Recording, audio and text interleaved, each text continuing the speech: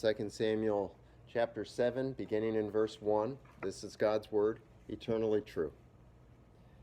After the king was settled in his palace, and the Lord had given him rest from all his enemies around him, he said to Nathan the prophet, "Here I am, living in a palace of cedar, while the ark of God remains in a tent." You have a response of thankfulness that's printed for you in the bulletin there. The word of the Lord. Thanks indeed. Let's pray. If you've been around a while, you know that my dad was a farm kid. He was a dairy farmer. They had 50 cows or some 55 cows, something like that. I forget now. And so he was a part of milking all these cows before he went to school in the morning. So he was always up early, and Saturday mornings he'd be up like at 5 a.m.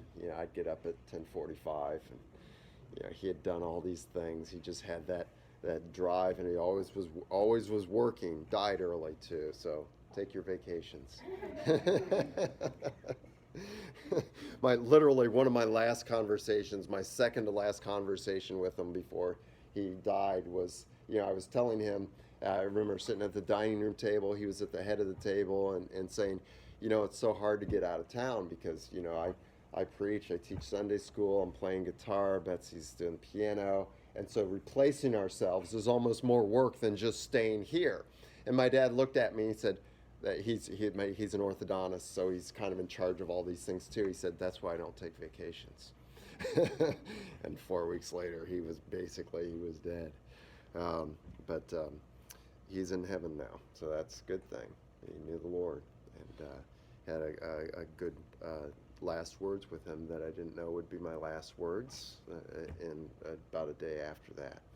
But I remember my dad saying to me one time as we were sitting at our house on Liberty Street in Delaware, Ohio, and my dad being a farm kid, even though he was a white-collar guy, he always wanted to be doing work.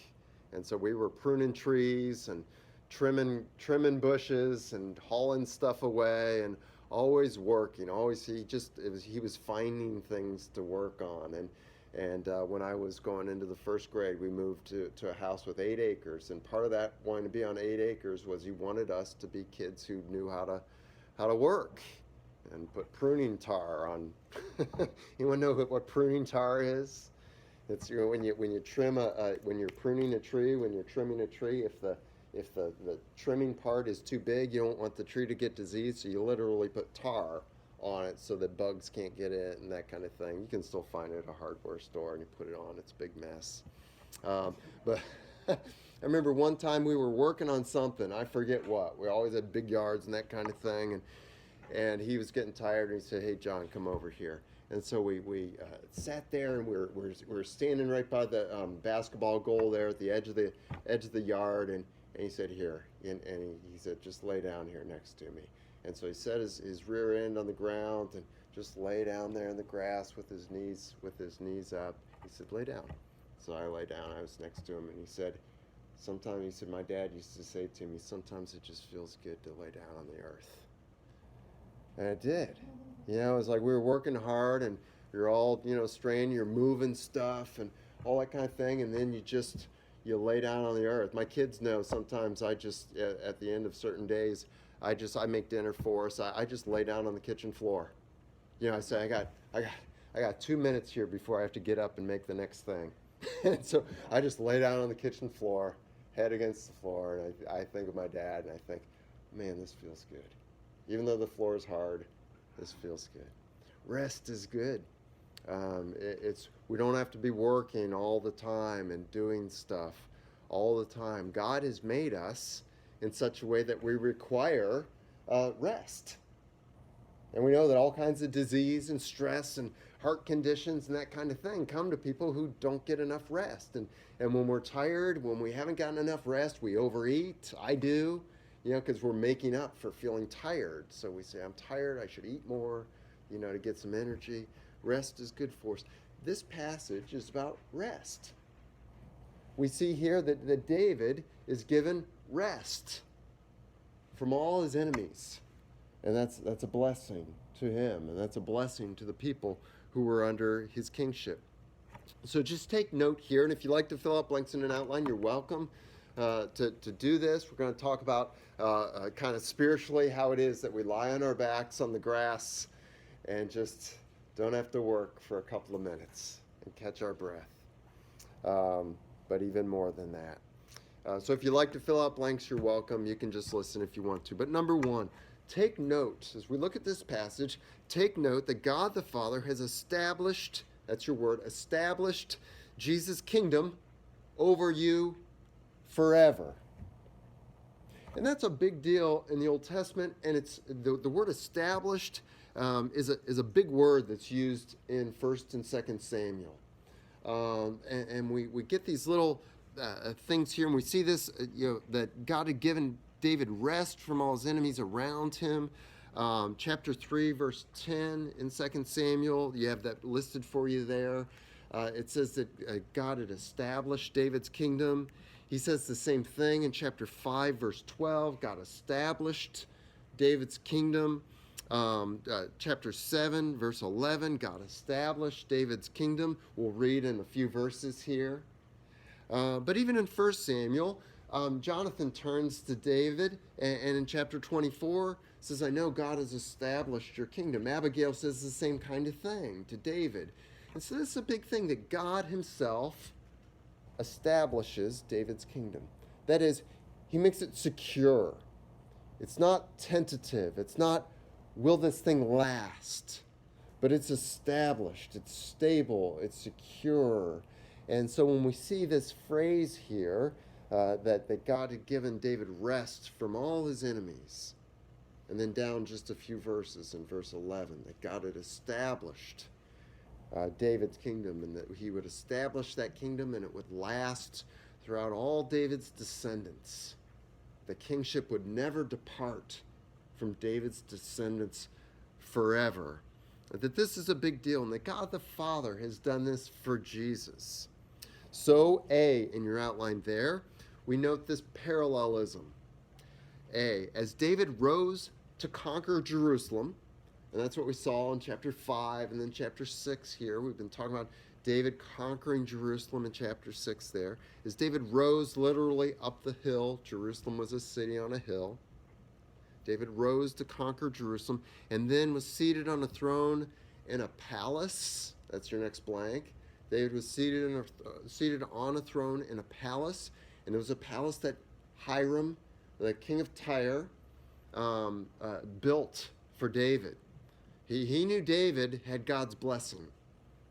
He knew David was somebody, like Psalm 2 said, kiss the Son and be blessed. Kiss the one, have good relations with the one, have a relationship of blessing and submission to the one God chooses to be king over his people. And so Hiram, the king of Tyre, not an Israelite, sends all the cedar wood and stones and carpenters and stonemasons.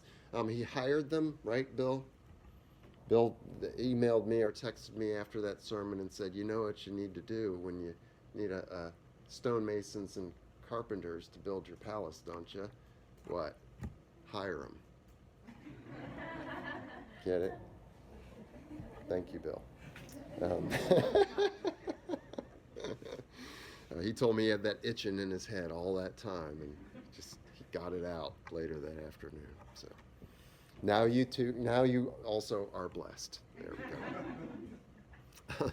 But David's sitting in this palace that Hiram had built for him, and David sees the incongruity of this. He says, here I am sitting in a palace of cedar, and the Lord's in a tent. But here it is. David rose to Jerusalem. He's in a palace and seated on a throne. His kingdom is established. And so just as David rose into to this palace Hiram built for him, we see this in verse 2, and then chapter 5, 11, and 12 is Hiram building him that palace.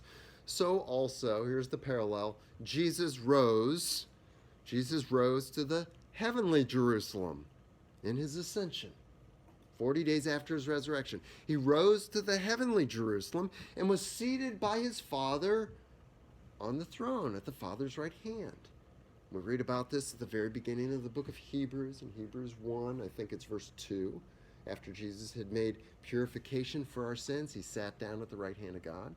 We also saw it in what Jim read for us in Ephesians 1, verse 20, that Jesus rose up to heaven and was seated in heaven above all powers and principalities and kings over all things. Jesus was seated. And so Jesus rises up to heaven, and you know what his palace is? It's heaven. He's seated in this throne in heaven, and heaven is this equivalent to the palace that David had built for him. And so Jesus is seated by his Father on the throne in the palace of heaven. Hebrews 1:3, it's verse 3. B, second thing, the Father had given Jesus rest from all his enemies. And this occurred with Jesus' incarnation and his resurrection and his ascension. From the time of his seating on high, like David, it could be said of Jesus, just like it was said of David here, that God had given Jesus rest from all his enemies. Let's talk about those enemies. These are your blanks here. First, the Jewish people. They were crying out, "Crucify him." They established themselves, not all of them, but most of them, enough to win the vote before Pilate. They established themselves as the enemies of Jesus. And so God establishes Jesus over them. He raises Jesus above them. He sets Jesus on the throne at his side. The Father does, above those who had shouted for his crucifixion.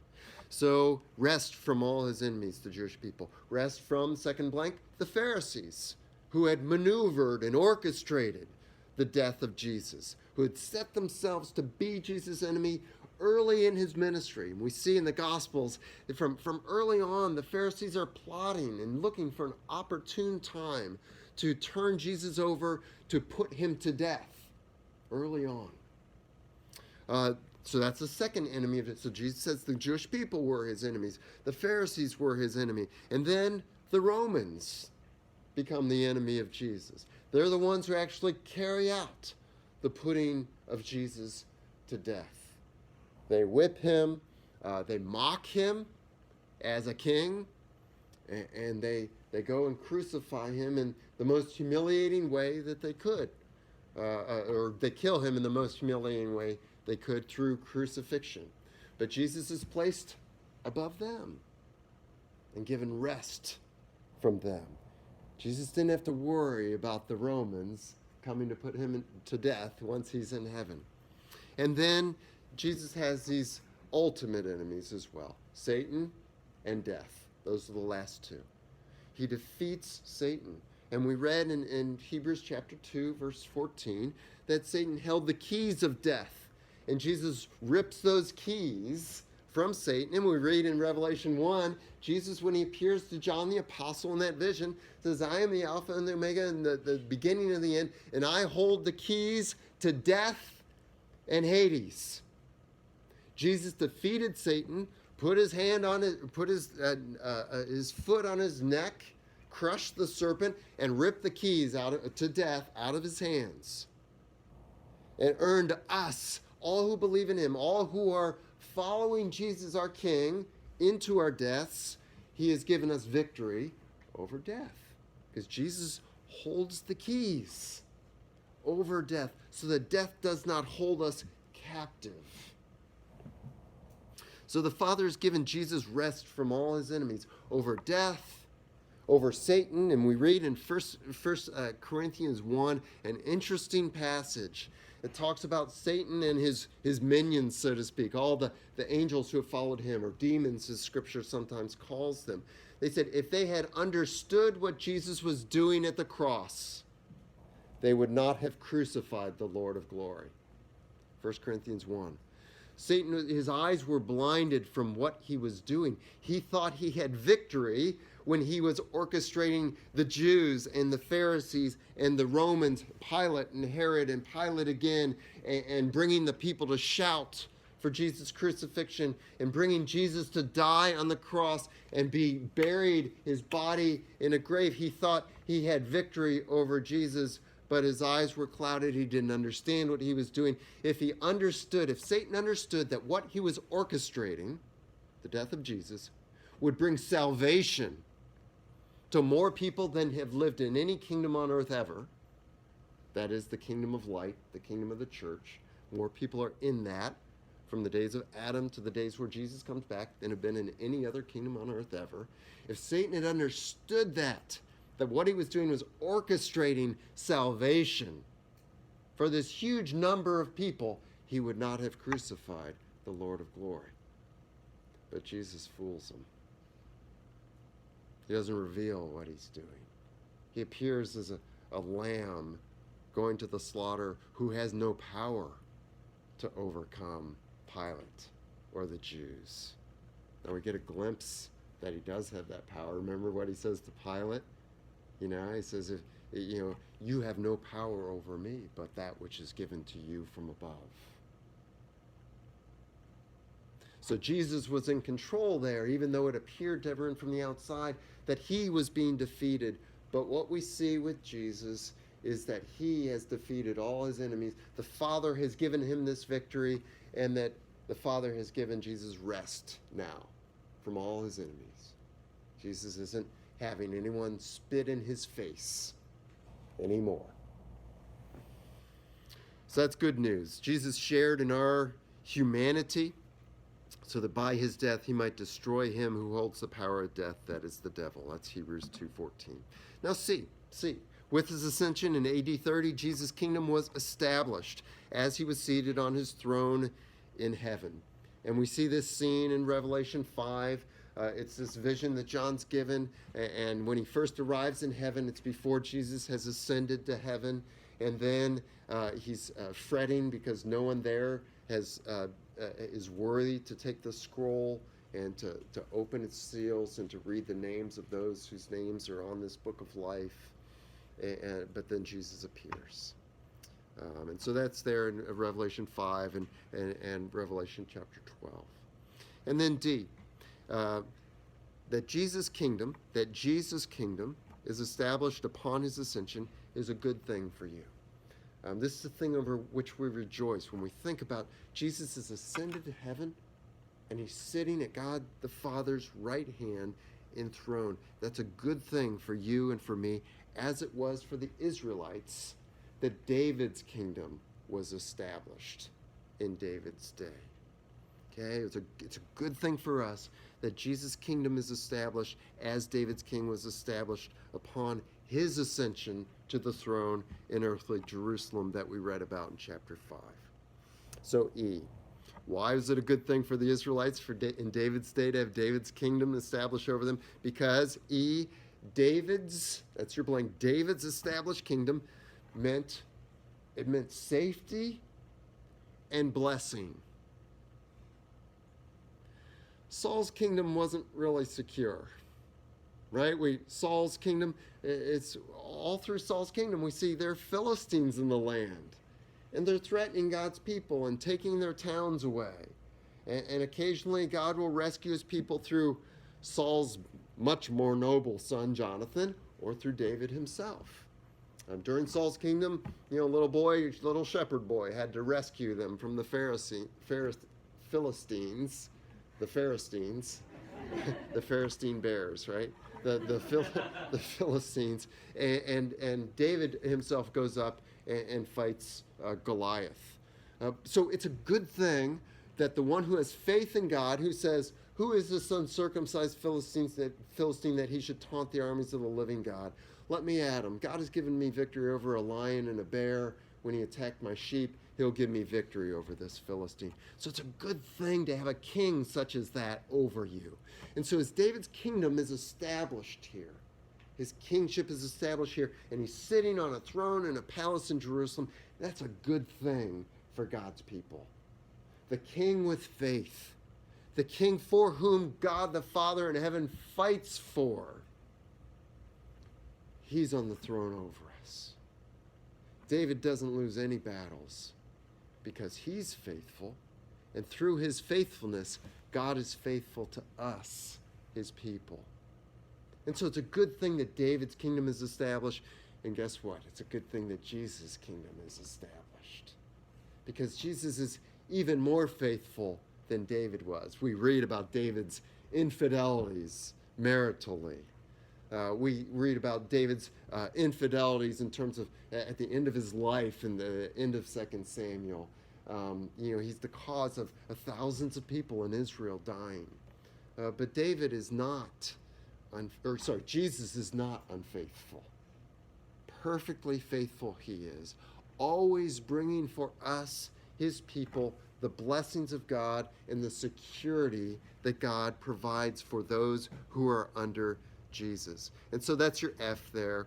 Likewise, Jesus' kingdom being established and secure is good for you because F, Jesus, that's your blank, Jesus' established kingdom has meant safety and blessing for all God's people from his ascension back in AD 30 to forever.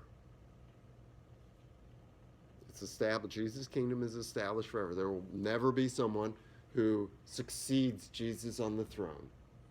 And Jesus will never be pushed aside from the throne. The one who always has victory, who is our King, is over us. And that's a great thing. We've read today in our Worshiping God by Confessing the Faith on the first page there. How does Christ carry out the office of a king? It says that Jesus rules and defends us. And he restrains and conquers all his and our enemies. So we're glad to have a king like David who restrains and conquers all his and our enemies. So number two, be loyal to Jesus as your king and live in the rest that he gives to you now. Be loyal to Jesus as your king and live in the rest that he's given you now. So if you're an Old Testament Israelite, here's the message for you. Be loyal to David. Through him comes security and blessing. It's good that he's enthroned. And so realize as a person living today, Jesus is enthroned in heaven whether I follow him or not, whether I'm loyal to him or not. But if I'm under him, I'm experiencing the security he provides and the blessing he gives to his people. The Philistines don't get that security and blessing. The Babylonians don't get that security. The Assyrians don't get that security and blessing. But those who are under faithful David do. And we today, those who are under faithful Jesus, we get the security and the blessing of being under Jesus, who has defeated all his and our enemies. Okay, so be loyal to Jesus as your king. Live in the rest he gives to you now. So now, today, in your life before you die. How is this true? Jesus has received from the Father rest from all his enemies. He's received rest from all his enemies, and he gives you this rest now. He gives this rest to you now. If you look at the very top of our order of worship this morning, Matthew 11, 28 and 29. Jesus says, "Come to me, all who are weary and burdened, all who've been under King Saul for a while. Come to me. You who are tired of the Philistines being in your land and getting pushed around. Come to me, this is the King speaking, Jesus. All who are weary and burdened, and I will give you," keyword, rest, yes, rest.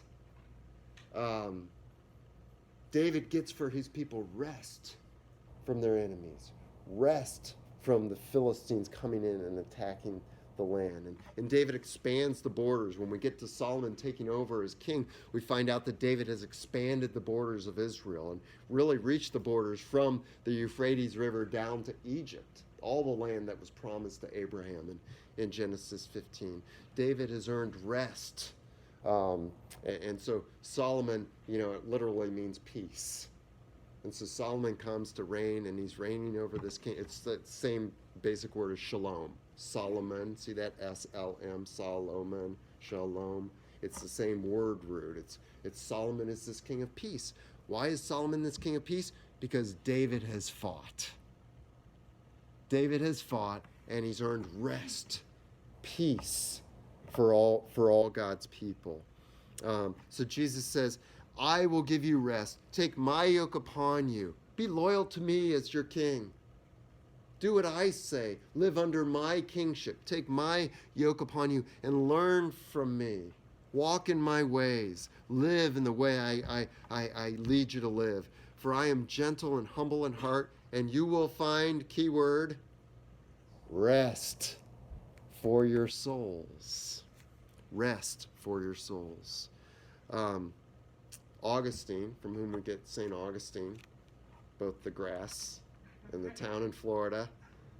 He was a man who lived around AD 400, a great pastor in the church in the early days, and wrote City of God and some other his confessions. He said, "You have made us for yourself, O God, and our hearts are restless until we find our rest in you." We had to learn that as Campus Crusade staff as part of our gospel presentation. Augustine's famous quote, you have made us, this is true for every human being, you have made us for yourself, O God, and our hearts are restless until they find their rest in you. Jesus says, come to me, and you will find rest. You will find rest for your souls. I am the greater than David King. And so this is a rest that is for you. It's a rest now for you today that is supernatural and experiential. That is in your soul. You see that in what Jesus is saying in Matthew 11? In your soul, you'll experience rest, a calmness, a peace. John 16:33, Jesus says to his disciples right before he's about to be taken away to be tried. He says, in the world you will have trouble. That's a promise. In the world you will have trouble, but take courage. I have overcome the world. I've defeated all your and my enemies in just a day or two here. And so we have this experiential rest in our souls. And so chaos can go on for us relationally. Chaos can go on for us at work. We can get in a car accident. That's chaos. We can get a cancer diagnosis. That's chaos. We can have a heart attack. That's chaos. And we experience that chaos, and we feel that chaos and anxiety, but then we remember God loves me and he's taking care of me. And we have rest in our souls.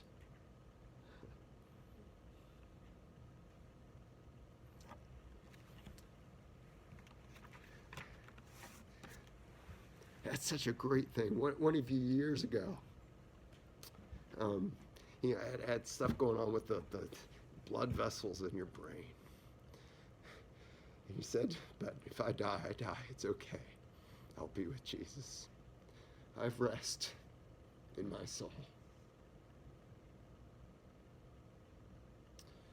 And so this is a great promise. We have a great King now, today, in our lives. We get rest in our souls. And it's okay if you have anxiety when you get in a car wreck or when you get a bad diagnosis or something like that. But you come back to when you come to your senses, you say, but God cares for me. This is the God, as the Psalms say, who has numbered my days. And if this is my day to go, good. It'll be better for me. We were in Blowing Rock and Boone Thursday and Friday. Mallory, we were looking at App State, and we went over to Blowing Rock and we went over to Zip Line. And we had gone 3 years ago when we were in Blowing Rock to the zip lining place. It was awesome. So we signed up again on Friday, but our tour was to start at 2 o'clock, and they have this rule that the lightning has to be 20 miles away before they start a tour, because the tours last like 2 or 3 hours. And if it's 20 miles away, the Lightning can't get there that fast. I guess that's it. But it never got more. It bounced back and forth between 14 miles away and 11 miles away. And we waited 45 minutes, and then they just call it, when it's 45 minutes after your tour is supposed to start. So we didn't get the zip line. When you zip line, you got these big, thick, metal cables like this. But I thought, at the end of it, I thought, I said to my family, they probably could have taken us, because the storm just stayed kind of where it was. It never got near the lines. I said, we probably could have gone, and I thought, and that would have been a great way to go, too. Then we'd just be done with, in the world you have troubles, right? And so, take me home. But it's a supernatural and experiential peace that we get to experience as believers who have God's Spirit. He gives us this, and this is not just, you'll have peace someday when you're in heaven. This is, take my yoke upon you, live in my way, and you will find rest for your souls. So Hebrews 4, chapter 1, the writer of Hebrews is writing to Jewish people who had come into the church, but some of them were believers in Jesus now, and some of them had just kind of gone in and they were still just interested in Jesus, evaluating whether they still needed to go to the temple and make temple sacrifices, and whether they should wait for another king or a new Moses. And so the writer of Hebrews says, no, Jesus is the superior Moses. He's the superior David. He's the superior priest. He's the superior sacrifice. That's the book of Hebrews. And so he's encouraging the people in the church from this Jewish background, and he says in Hebrews 4:1, therefore there remains the promise of entering God's rest. That promise still stands, so let us be careful that none of you be found to have fallen short of it. And then he says in verse 3 of chapter 4, now we who have believed have entered that rest. So he says to those who aren't yet believing but considering Jesus, don't fall short of the rest Jesus has for you. Believe in Jesus. Have him be your high priest. Have him be your sacrifice. Have him be your David and your Moses. But we who have believed, we've already entered that rest. It's this experiential rest that we have. But there are also other kinds of rest. Besides this experiential, just soulish, emotional, anxiety relieving rest, we've got C there. This rest that Jesus gives us now in our day, involves a rest from hopelessly scrambling to please God well enough to earn heaven, which you can never do. That's a kind of anxiety and lack of rest and continuing to work and work and work that we can stay on that treadmill because we never get there. It's like, running, around the world. It never stops. You never get to an end. You can run around the equator and run on the water. You just keep going and going and going and going. Okay? And God gives us this rest. Through Jesus, we have this rest from scrambling to please God well enough, to be good enough for God, which we can never be. It's like when I was in sixth through 8th grade, I was not a believer. No one in my family, we weren't believers. None of us were yet. But in 4th grade, my theologically liberal church said if you show up for Sunday school 70% of the Sundays, you'll get a free Bible. And I was so there was, I was a kid who loved challenges and accomplishments, and so they put a challenge in front of me, so I was going to do it. So we showed up that year more for church than we ever had when I was a kid that year. So we showed up the 70% times. I think I even marked, out so we know not to go too much or too little. And I got this little children's living Bible. And in 6th grade, for some reason, I looked down at the bedside stand where that was, and I started reading it. And I started reading the Gospel of Matthew. Started in the New Testament, started reading it. And I remember reading the Beatitudes and into the Sermon on the Mount, Matthew 5 through 7 there. And I remember consciously having the thought in my bed there on 56 Northwood Drive, I can never meet this standard. And even if I could, I've already blown it. And I didn't have any solution for that because I had not heard the gospel before. I didn't know why Jesus died. I'd asked my mom that, and some of you have been around me a while. No, I asked my mom that when I was 4 or 5 years old. Mom, why didn't Jesus just, when he was on the cross, just zap those guys? I use those words, just zap those guys and get off the cross. I would have loved, and my thought in my head as a little 4 or 5 year old was, I would love to be able to go up to Jesus and talk to him and ask him questions. And he's not here now, and he could be. Why is he in heaven now? I believed he was in heaven. Why? I didn't have saving faith, but I believed he was in heaven. Why did he do that? Why didn't he just make all things right now? I didn't know why Jesus died. I hadn't heard the gospel yet. But that was the treadmill I was on.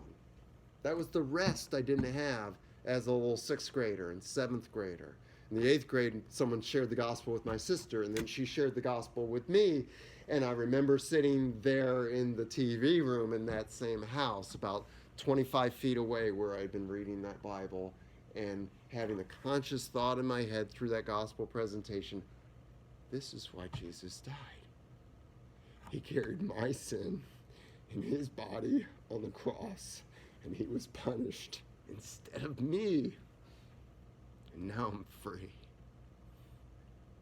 Now I'm forgiven. That's why I died. Bing! I understood why he's not around. Because he had to die for me. So this is part of the rest that we get through Jesus our King. He gives us rest from trying to be good enough for him, which we can't do. We've already blown it, so it's too late. And we can't continue to do it well. Not hate someone in my heart. That was my chief motivation for playing soccer well. It was.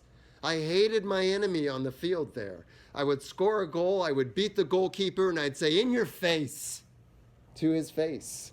Back now, if you're around in 77, you know that was cool to do. Now we're like, oh my. But right? It's just, you just don't. Back then, that wasn't considered poor sportsmanship. If you scored a goal, hey, taste it, buddy. And that was just the way things were. It's Biff, the gym teacher, sorry, I'm confusing the same actor. The gym teacher in Freaks and Geeks who played Biff in Back to the Future. It's like, tough, man. You can't climb the rope. So what? Now you're embarrassed. The end. Hit the showers, buddy. Right? But yeah, I thought, I can't do that. I can't not hate my enemy, not be bothered with somebody, be patient with somebody like Jesus was patient with them, not lust after a woman. I couldn't imagine. Yeah. But Jesus gives us rest from that. And then D, and we'll end with D today. A third kind. So we have rest just experientially in our soul, freedom from anxiety. Now, if you experience anxiety, don't worry about that. Don't be anxious about that. Some of us have just different makeups and all that kind of thing. We're not condemning anyone who has anxiety about stuff. Okay, we're not saying that. We're saying anxiety that the idea that I'm not taken care of, I'm not going to be okay. But then there's the second level of rest, and it's this rest from scrambling to be good enough for God, which we could never be. And then this third idea of rest that we get from Jesus. If Jesus is our King and we're loyal to him and stay under him and say, isn't this great that David's kingdom is established? Isn't this great that Jesus' kingdom is established? I want him to be my king. D, it also involves being able to rest from worry in the circumstances of your life. The rest Jesus gives enables us to have, it gives us rest from the worry that we could otherwise have in the circumstances of our lives. We've talked about before that, when people out in the world who don't have Jesus as their king, who aren't even sure if God exists, but certainly don't have his blessing because they haven't believed in Jesus, when they say to somebody in hard circumstance, it'll be okay, they don't know that. It could get worse. You know, like Homer Simpson in the Simpsons movie, when Bart's having all these bad things happen to him toward the front of the movie, and Bart says, "Dad, this is the worst day ever." And Homer says, "No, it's not, son. It's the worst day so far." And that's all the assurance we have if Jesus is not our King. If we are not under the protection and under the blessing of God. We're just out there on our own. And who's to say that things could not get worse? Why are they even so good for us? So what what we refer to as Scripture defines common grace. God is better to everybody than everybody deserves. It's true for me before I came to know Christ. He made my life really good. Okay? I didn't know him. I wasn't under his protection. My dad didn't know. My mom, no one knew him. He was just good to us. Like Paul said when he was in, I think, Iconium, he gives food to your bellies and laughter in your hearts. This God that you don't know yet. Okay, God is gracious and good. But if Jesus is not your king, there's no assurance in your life of whether things are going to get better for you or worse. Maybe you get fired, and it's not that you get a better job. Maybe that's the best job you're ever going to have had. If Jesus is not your king. If there's no one, see, people are borrowing capital, thinking that there's something out there going to make things better for them. But they're saying, but I don't believe in God. Well, then what is it who's making things better for you? You're saying random chance is on your side? Random chance is on no one's side. It is random. Okay, and that's what Solomon bemoans in Ecclesiastes and some in Proverbs too. You just look out in the world. Just wicked people prosper sometimes. So number one there in your outline, D1, Jesus gives you rest from worry in the circumstances of your life because he's your king. You can have this rest. Number one, this happens as you trust that Jesus is alive, that he's ascended to heaven, and that he's sovereignly ruling and controlling all things, that he's sovereignly ruled. So Jesus has ascended, he's alive, he's ascended, he's on his throne in heaven, and he's ruling and sovereignly controlling all things for the sake of the church and all its members, including you. So you can write in there, me. This is where we have confidence. This is where we can have rest in the circumstances of our lives. Ephesians 1:22.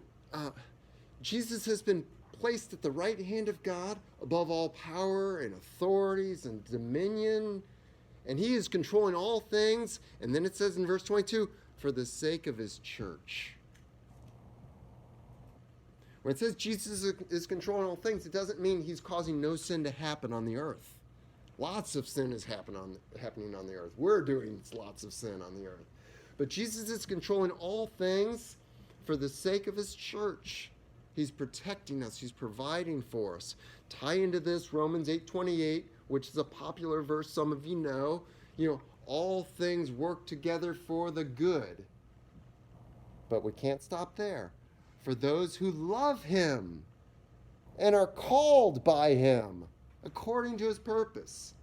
This is saying for those who love Jesus because he's called them into his kingdom, for Christians, for believers, all things work together for the good. So we lose our jobs and we say, this is for the good.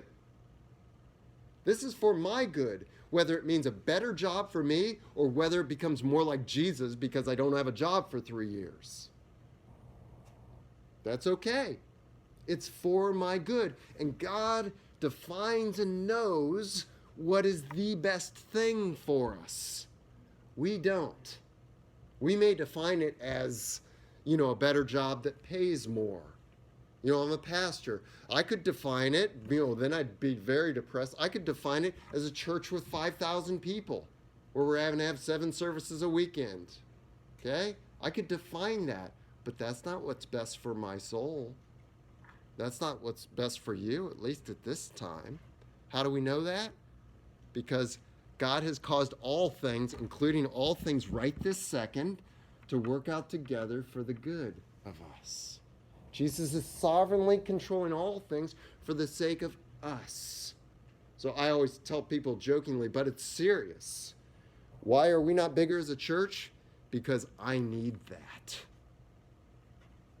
I need to not be a pastor with lots of people, because my conclusion is if I got in that place where there'd be lots of people and people would be singing our accolades, that I would say it's something that I did, that I'd take credit for that or take glory for that. I don't know, but that's my guess. God has a good and right purpose for it. So I don't have to stress in the circumstances. I don't have to worry about the circumstances of my life, because I know that Christ is ascended. He's on his throne. David's on the throne in Jerusalem. And so all things are good for me. Jesus, the Son of David, is on his throne in the heavenly Jerusalem. So all things are good for me. And all the things that happened in my past, good and bad, were really all working together for my good, to make me more like Christ. And the more I am like Christ, the happier I am. That's true. I know that's true in my life. I look back and I say, I'm more like Christ today than I was 2 years ago, and I'm happier. It's nicer that I'm more patient with my kids. That works out well relationally when I'm not yelling at them, right? It's good to be like Christ. So he's working out all circumstances for your good. Number 2, so you must believe that Jesus has ascended to his throne. That's your blank. This is your assignment in life. Believe that Jesus has ascended to his throne, is alive, and is ruling over all things for your sake. Believing this, remembering this, when things are hard for you, remember Jesus is on his throne. And he's controlling all things for the sake of his church. And I'm included in that group.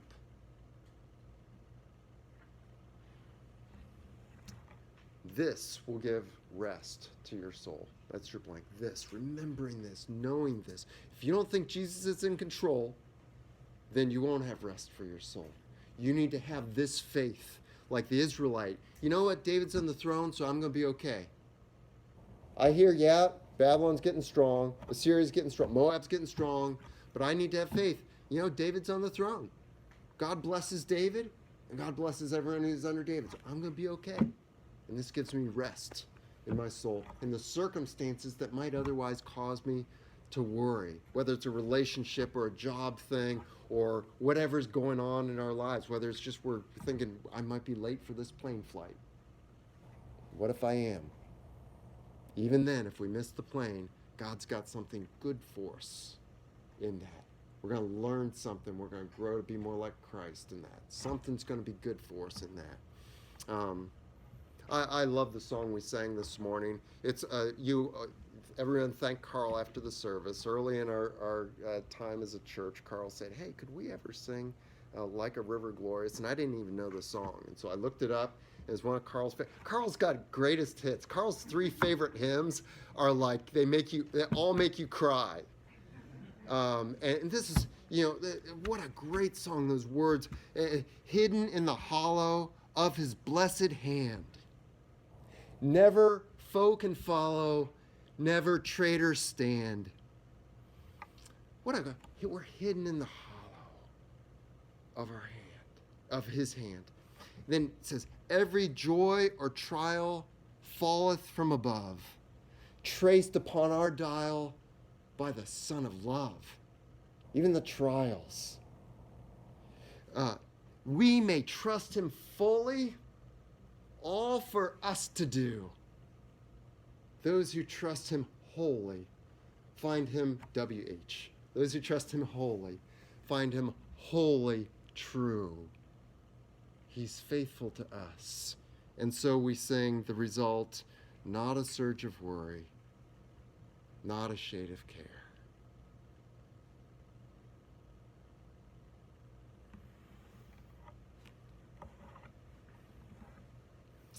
So, summary. Here you can fill this part out in your summary. So down at the bottom there.